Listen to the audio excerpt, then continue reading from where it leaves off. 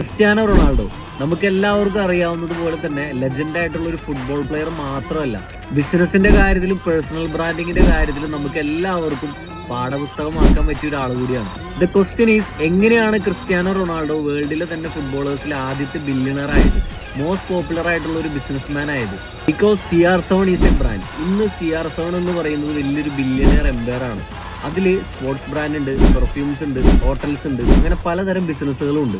CR7 ഒരു press കോൺഫറൻസിൽ ഒരു കൊക്കക്കോളയുടെ കുപ്പി മാറ്റി ഒരു വാട്ടർ ബോട്ടിൽ വെച്ച സമയത്ത് 40 ബില്യണാണ് കൊക്കക്കോളയുടെ സ്റ്റോക്കിന്റെ ഡിമാൻഡ് താഴോട്ട് പോയത്.